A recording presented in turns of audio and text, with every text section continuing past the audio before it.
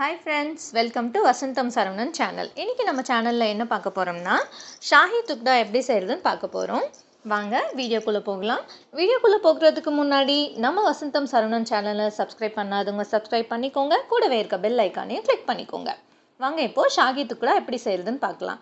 ஷாஹி துக்டா செய்யறதுக்கு தேவையான பொருட்கள் 3/4 லிட்டர் பால் எடுத்து வச்சிருக்கேன். 1 கப் சர்க்கரை எடுத்து வச்சிருக்கேன். கொஞ்சமா நட்ஸ் கிரேட் பண்ணி வச்சிருக்கேன். 5 slices of bread எடுத்திருக்கேன். நான் இன்னைக்கு வீட் பிரெட் தான் எடுத்திருக்கேன். உங்ககிட்ட ஒயிட் பிரெட் இருந்தாலும் எடுத்துக்கலாம். இல்லை ஸ்வீட் பிரெட், ஃப்ரூட் பிரெட்டு, என்ன பிரெட் வேணாலும் நம்ம எடுத்துக்கலாம். சால்ட் பிரெட் மட்டும் அவாய்ட் பண்ணிடலாம். வாங்க ஃபர்ஸ்ட் நம்ம இப்போது அடுப்பை பற்ற வச்சுக்கிட்டு பாலை காய வச்சிடலாம். ஸ்லோ ஃப்ளேம்லேயே வச்சுட்டு காய வச்சிடலாம். பால் பட்டு காஞ்சிட்டு இருக்கட்டும். நம்ம அதுக்குள்ளே பிரெட் ஸ்லைசஸ் எல்லாம் பொரிச்சு எடுத்துக்கலாம். இது மாதிரி ப்ரெட்டோட சைடில் இருக்கிற ப்ரௌன் பார்ட்லாம் நமக்கு தேவை கிடையாது. அதனால் அதெல்லாம் கட் பண்ணி நீக்கிடலாம். சென்டரில் இருக்கிற ஒயிட் பார்ட் மட்டும்தான் நமக்கு தேவை. ஸோ அதனால் சைடில் இருக்கிற ப்ரௌன் பார்ட்லாம் கட் பண்ணி எடுத்துகிட்டு சென்டரில் இருக்க ஒயிட் பார்ட் மட்டும் நம்ம எடுத்துக்கலாம். உங்களுக்கு எந்த ஷேப்பில் வேணுமோ அந்த ஷேப்பில் நீங்கள் கட் பண்ணி எடுத்துக்கலாம். நான் இன்றைக்கி ட்ரையாங்கிள் ஷேப்பில் கட் பண்ணியிருக்கேன். நீங்கள் இதில் ஸ்கொயர் ஷேப்பில் வேணாலும் கட் பண்ணிக்கலாம். உங்களுக்கு என்ன ஷேப் பிடிக்குமோ அந்த ஷேப்பில் நீங்கள் கட் பண்ணிக்கோங்க. எல்லா பிளட் சைஸஸும் ஈவனாக இருக்க மாதிரி கட் பண்ணி எடுத்துக்கலாம்.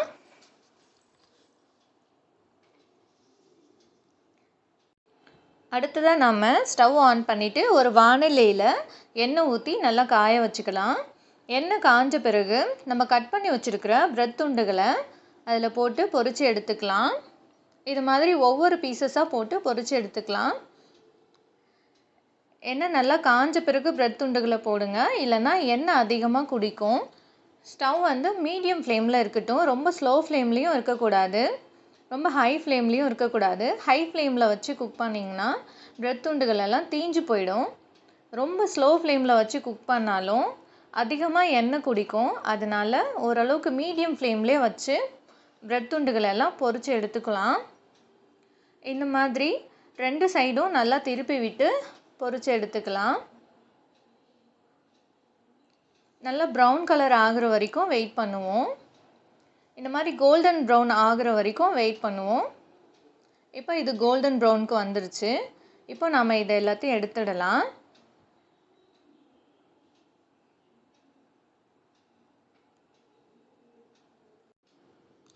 இது மாதிரியே மீடியம் ஃப்ளேமில் வச்சே எல்லா பிரெட் ஸ்லைசஸையும் பொரித்து எடுத்துக்கலாம். நீங்கள் எண்ணெய்க்கு பதிலாக கீ கூட யூஸ் பண்ணி பிரெட் ஸ்லைசஸை பொரிச்சிக்கலாம். நான் இன்றைக்கி ஆயில் தான் எடுத்திருக்கேன். உங்களுக்கு தேவைப்பட்டால் நீங்கள் கீ கூட யூஸ் பண்ணிக்கலாம். ஒரு பேனில் கொஞ்சம் போல் நெய் விட்டு எல்லா பிரெட் ஸ்லைசஸையும் பொரித்து எடுத்துக்கலாம். அடுத்ததாக நம்ம சுகர் சிரப் ரெடி பண்ணிக்கலாம். அதுக்கு ஸ்டவ் ஆன் பண்ணிவிட்டு ஒரு பேன் எடுத்து வச்சுருக்கேன். அதில் 1 கப் சுகர் சேர்த்துக்கிறேன். இதில் கொஞ்சம் போல் தண்ணி ஆட் பண்ணிக்கிறேன். கொஞ்சமாக இந்த சர்க்கரை மூழ்கிற அளவுக்கு நம்ம தண்ணி சேர்த்துக்கிட்டால் போதும், அதிகமாக தண்ணி தேவையில்லை. ஸ்டவ் வந்து மீடியம் ஃப்ளேம்லேயே இருக்கட்டும். இந்த சுகர் சிரப்புக்கு கம்பி பதம்லாம் எதுவும் கிடையாது. கொஞ்சமாக தண்ணி சேர்த்துக்கிட்டு குலாப் ஜாமுனுக்கு ரெடி பண்ணுவோம் இல்லைங்களா, அந்த அளவுக்கு கன்சிஸ்டன்சி இருந்தால் போதும் இந்த பாகுக்கு. ஒரு கொதி வந்ததுமே நம்ம இதை ஆஃப் பண்ணிடலாம். ரொம்ப நேரம் கொதிக்க தேவையில்லை, ரொம்ப திக்காகவும் இருக்கக்கூடாது. சர்க்கரை நல்லா கரைஞ்சி ஒரு 2 கொதி வந்தாலே போதும். ஏன்னா நம்ம கொஞ்சம் தான் தண்ணி சேர்த்துருக்கோம். இது அப்படியே பாகு ரெடி ஆகட்டும். அதுக்குள்ளே நம்ம பால் காய வச்சோம் இல்லையா, அதை பார்த்துடலாம். பால் நல்லா காஞ்சிடுச்சு பாருங்கள். நம்ம 3/4 லிட்டர் அளவுக்கு பால் காய வச்சோம். அது இப்போது 1/4 லிட்டர் அளவுக்கு நல்லா திக்காகியிருக்கு. இந்த அளவுக்கு திக்காகணும். பால் கொதிக்க கொதிக்க இந்த மாதிரி சைடில் பால் அடையெல்லாம் திரண்டு வரும். இதை வந்து நம்ம இந்த மாதிரி ஒரு ஸ்பூன் வச்சோ இல்லை கரண்டி வச்சோ எடுத்து விடணும். இந்த மலாயெல்லாம் சேர்ந்து வரும்போது தான் ரொம்ப திக்காகி டேஸ்ட் ரொம்ப நல்லா இருக்கும் இந்த ஸ்வீட்டுக்கு. அதனால் இந்த சைடில் இருக்க பாலாடையெல்லாம் ஒரு ஸ்பூனை வச்சு நல்லா எடுத்து விட்டுட்டே இருக்கணும். இது மாதிரி எடுத்து விடுங்க. இது மாதிரி ஒரு கரண்டியை வச்சு சைடில் இருக்க பாலாடையெல்லாம் எடுத்து விட்டுக்கலாம். எடுத்து அந்த பால்லே நல்லா கலந்து விடுங்க. ஒரு கரண்டியை வச்சு நல்லா அந்த பாலாடையெல்லாம் அந்த பால்லே கலந்து விட்டுக்கலாம். அப்போ தான் அந்த பாலாடை திரி திரியாக இல்லாமல் நல்லா மலாய் கன்சிஸ்டன்சிக்கு வரும். அடுத்ததாக சுகர் சிரப் ரெடி ஆயிடுச்சு. இப்போ நம்ம பொரிச்சு வச்சுருக்க பிரெட் ஸ்லைசஸ்லாம் எடுத்து ஒவ்வொன்றா இந்த சுகர் சிரப்பில் டிப் பண்ணி எடுத்துக்கலாம். 2 சைடும் படுற மாதிரி 2 சைடும் திருப்பி விட்டு சுகர் சிரப்பில் டிப் பண்ணி எடுத்து வச்சுக்கலாம். இது சுகர் சிரப்பில் பிரெட் ஸ்லைசஸ் ஊறணும்னு அவசியம் இல்லை. சும்மா ஜஸ்ட் நம்ம டிப் பண்ணி எடுத்து வச்சுக்கிட்டாலே போதும். இந்த மாதிரி ஒவ்வொரு பிரெட் ஸ்லைசஸாக நம்ம சுகர் சிரப்பில் டிப் பண்ணி எடுத்துக்கலாம். பாருங்கள், பால் நல்லா காஞ்சிடுச்சு. காஞ்சி நல்லா மலாய் கன்சிஸ்டன்சிக்கு வந்துடுச்சு. இந்த அளவுக்கு பால் நல்லா சுண்டி வரணும். இந்த கன்சிஸ்டன்சி பர்ஃபெக்டான கன்சிஸ்டன்சி. இப்போ நம்ம இந்த மலாயை நம்ம எடுத்து வச்சுருக்கிற பிரெட் ஸ்லைசஸ் மேலே அப்ளை பண்ணிக்கலாம். இது மாதிரி எல்லா சைடும் படுற மாதிரி மலாயை அப்ளை பண்ணிக்கலாம்.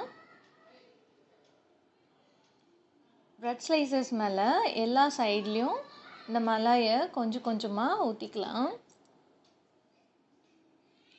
அங்கங்கே கொஞ்சம் கொஞ்சம் ப்ரௌன் கலர் தெரியும் போது பார்க்குறதுக்கு ரொம்ப அழகாக இருக்கும்.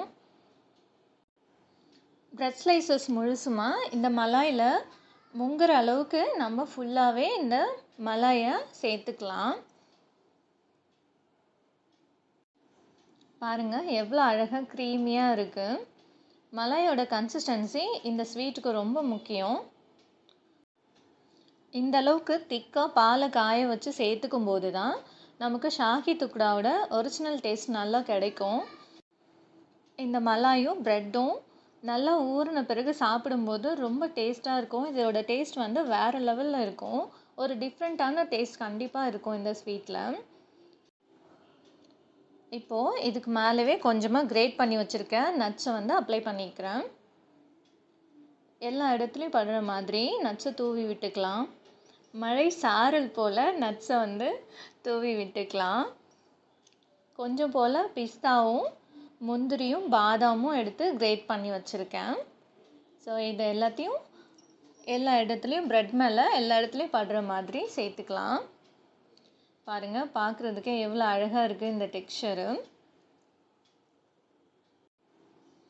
கண்டிப்பாக ஒரு முறையாவது இந்த ஸ்வீட்டை நீங்கள் செஞ்சு பாருங்கள். இதோட டேஸ்ட் உங்களுக்கு ரொம்ப பிடிக்கும். குழந்தைங்களுக்கும் ரொம்ப விரும்பி சாப்பிடுவாங்க, பெரியவங்களும் விரும்பி சாப்பிடுவாங்க. கண்டிப்பாக நம்ம ஆர்டினரி செய்கிற ஸ்வீட் போல் இல்லாமல் ஒரு டிஃப்ரெண்ட்டான டேஸ்ட் இருக்கும். அவ்வளோதான், நம்மளோட ஷாஹி துக்டா ரெடி ஆயிடுச்சு. பாருங்கள் எவ்வளோ அழகாக இருக்குன்னு சொல்லி. இப்போ நம்ம இந்த ஷாஹி துக்டாவை எடுத்து சாப்பிட்டோம்னா கொஞ்சம் கிறிஸ்பியாக இருக்கும். இந்த கிறிஸ்பினஸ் டேஸ்ட்டும் சாப்பிட்றதுக்கு ஒரு டிஃப்ரெண்ட்டான ஃபீல் கொடுக்கும். கொஞ்சம் நேரத்துக்கு அப்புறம் இந்த மலாயெல்லாம் இந்த ப்ரெட்டோடு சேர்ந்து நல்லா ஊறி நல்லா சாஃப்டாகி இந்த நட்ஸு ப்ரெட்டு மலாய் எல்லாம் சேர்ந்து சாப்பிடும்போது டேஸ்ட் வேறு லெவலில் இருக்கும். அதுவும் ஒரு டிஃப்ரெண்ட்டான டேஸ்ட்டாக நல்ல ஒரு ஃபீல் கொடுக்கும். கண்டிப்பாக இந்த ரெசிபியை நீங்களும் உங்கள் வீட்டில் செஞ்சு பார்த்துட்டு டேஸ்ட் எப்படி இருந்ததுன்னு கமெண்ட் பண்ணுங்கள். உங்களுக்கு ரொம்பவே பிடிக்கும். உங்களோட ஃப்ரெண்ட்ஸ்க்கும் இந்த ரெசிபியை ஷேர் பண்ணுங்கள். தேங்க்ஸ் ஃபார் வாட்சிங்.